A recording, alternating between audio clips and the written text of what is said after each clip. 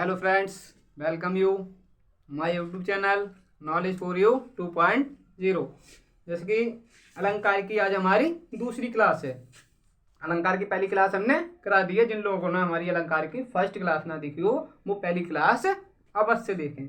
आज अलंकार की हम दूसरी क्लास करेंगे, ठीक है। तो अलंकार की शब्द अलंकार के बारे में हमने समझा दिया। आज हम अलंकार का दूसरा पार्ट यानी अर्थ अलंकार है उसके बारे में जानेंगे, ठीक है।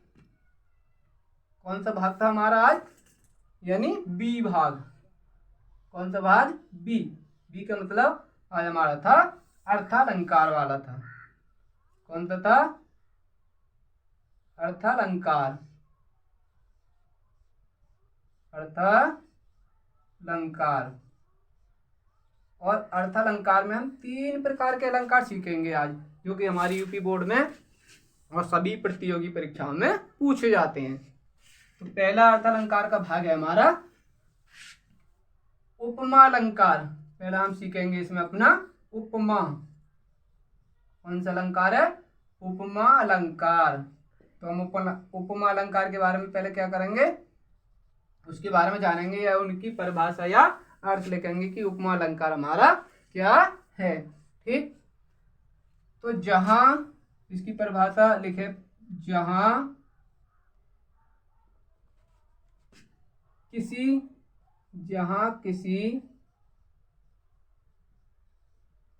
वस्तु या प्राणी की तुलना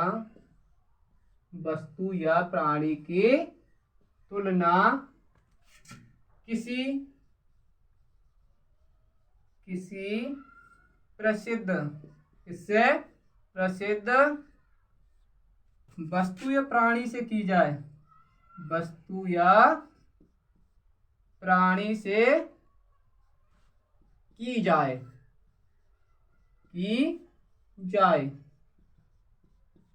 वहां क्या होता है? वहां हमारा उपमा अलंकार होता है। कौन सा अलंकार होता है? उपमा अलंकार होता है। तो क्या है इसमें कि जहां किसी प्रसिद्ध वस्तु से तुलना की जाए तो वहां हमारा कौन सा अलंकार होगा? उपमा अलंकार। जहां किसी वस्तु की या प्राणी की तुलना किसी प्रसिद्ध वस्तु या प्राणी से की जाए वहां हमारा कौन सा अलंकार होगा? उपमा अलंकार। उपमा अलंकार में 4 तत्वों का मतलब ध्यान रखा जाता है। 4 तत्वों को मतलब इसमें शामिल किया जाता है। उपमा अलंकार में क्या है? उपमा अलंकार में 4 तत्व क्या होते हैं? हमारे 4 तत्व शामिल होते हैं इसमें। 4 तत्व शामिल होते हैं उपमा अलंकार में। जैसे नंबर 1 होता है हमारा उपमेय। इसमें क्या होता है? उपमेय। एक होता है उपमेय और दूसरा होता है उपमान। क्या होता है? उपमान। और तीसरा होता है हमारा साधारण धर्म। क्या होता है? साधारण धर्म। क्या होता है? साधारण धर्म। और चौथा होता है हमारा वाचक शब्द। क्या होता है? वाचक शब्द। ये 4 होते हैं। उपमेय क्या होता है? उपमेय जो होता है जिसको उपमा दी जाती है उसको हम उपमेय बोलते हैं। जिसको हम क्या देते हैं? उपमा देते हैं किसी दूसरी वस्तु से। उदाहरण में और समझेंगे उसके लिए। क्या करते हैं? जिसको उपमा दी जाए, वो हमारा क्या होता है? उपमा होता है। उपमा दी जाए। और हमारा उपमान जो होता है जिससे उपमेय की तुलना की जाए, जिससे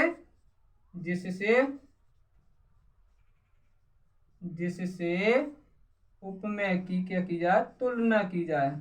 जिससे उपमेय की तुलना करें हम, तुलना की जाए, वो हमारा क्या होता है? उपमान। तुलना की जाए। और हमारा साधारण धर्म क्या होता है, उपमेय और उपमान के बीच के जो विशेषता बताने वाले शब्द होते हैं वो हमारा क्या होता है, साधारण धर्म होता है। यानी उपमेय और उपमान, उपमेय और उपमान के बीच, उपमेय उपमान के बीच विशेषता बताने वाले शब्द क्या हैं, विशेषता बताने वाले शब्द। तो हमारा चौथा है वाचक शब्द। वाचक शब्द में क्या होता है, जिस शब्दों से उपमा अलंकार की पहचान होती है। क्या होता है, जिस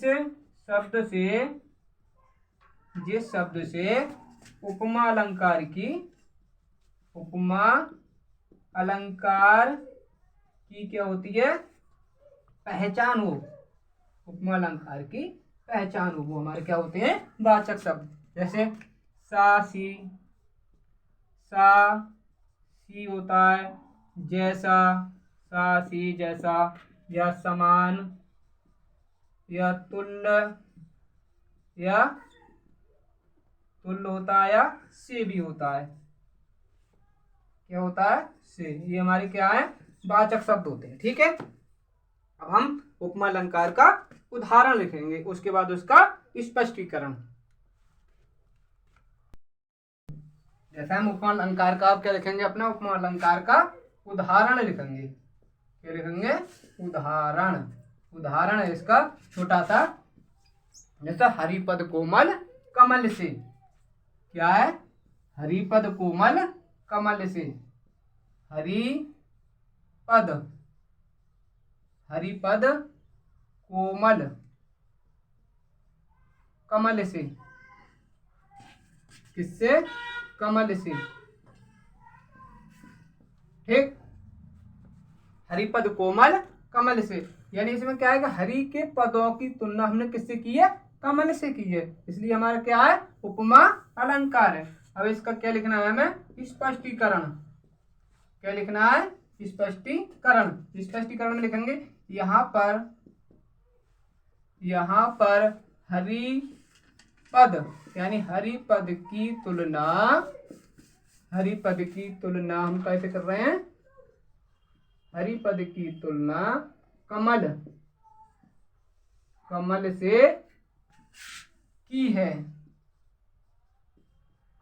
इसलिए यहाँ पे हमारा कौन सा अलंकार है, इसलिए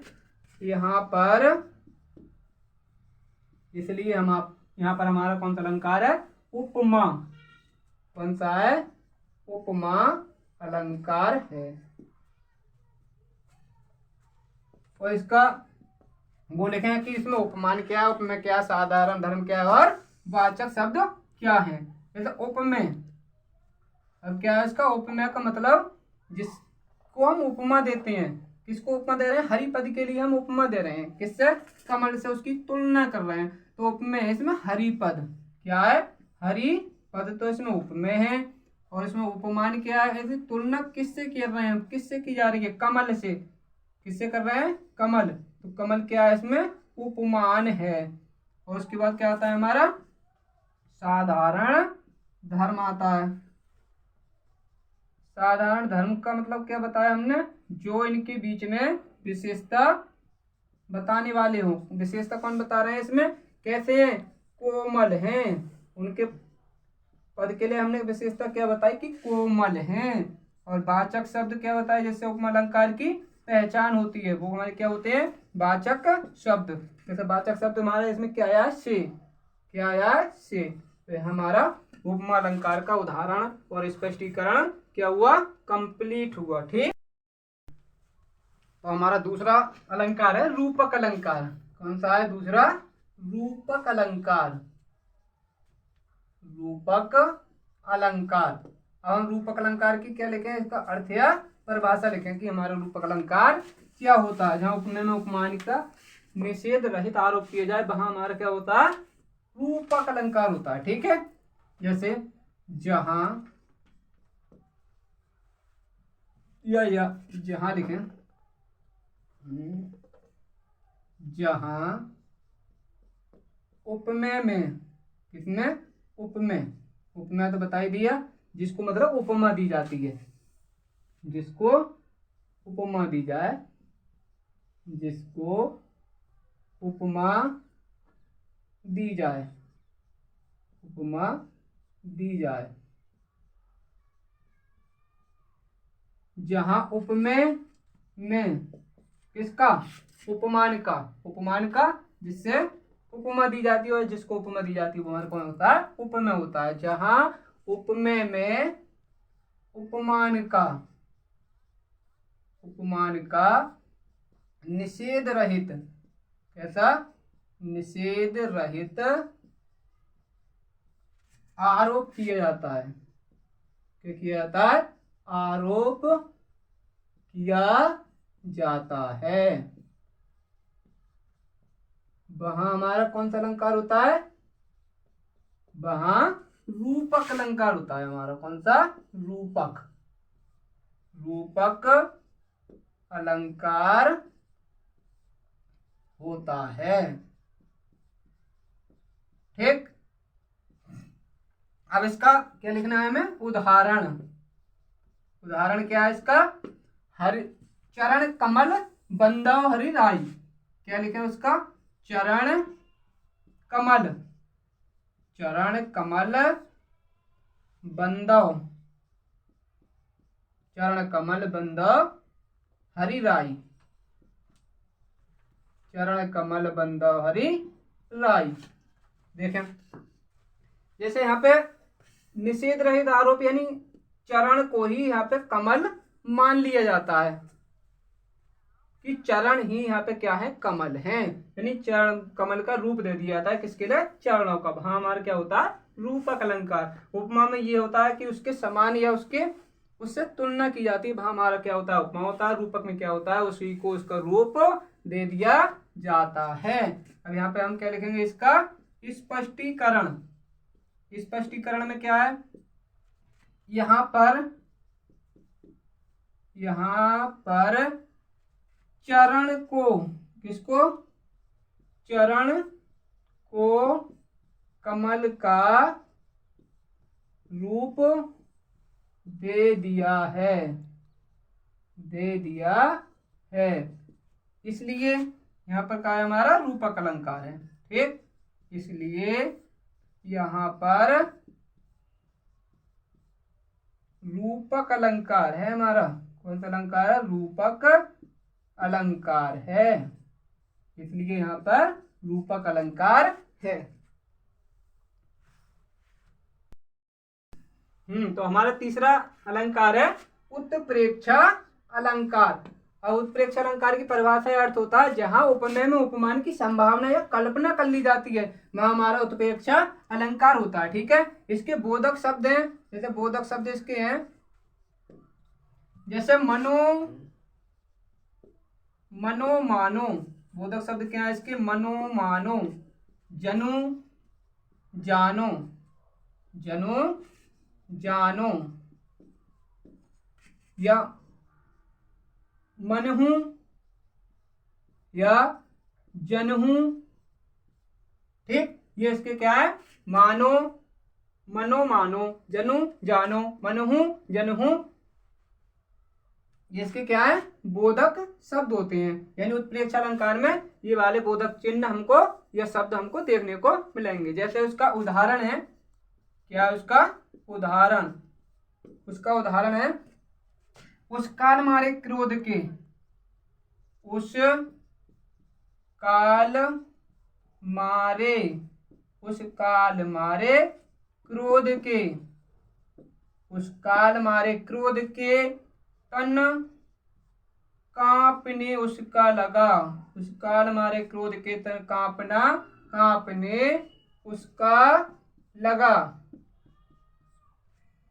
उस काल मारे क्रोध के तन कांपने उसके लगा, मानो, मानो हवा के जोर से, हवा के जोर से या वेग से, हवा के जोर से सोता हुआ सागर जगा, सोता हुआ सागर जगा। ये हमारा उदाहरण इसका बहुत अच्छा है। उस काल हमारे क्रोध के तन कांपना उसका लगा, मानो हवा के वेग से या जोर से सोता हुआ सागर जगा। तो उस समय का स्पष्टीकरण है जब अर्जुन के लिए बहुत ज्यादा क्रोध आता है युद्ध में। अब इसका हम क्या लिखें? स्पष्टीकरण। अब इसका स्पष्टीकरण ये लिखेंगे, स्पष्टीकरण। स्पष्टीकरण में इस उदाहरण में, इस उदाहरण में अर्जुन के, इनके अर्जुन के शरीर में, इसमें अर्जुन के शरीर में क्रोध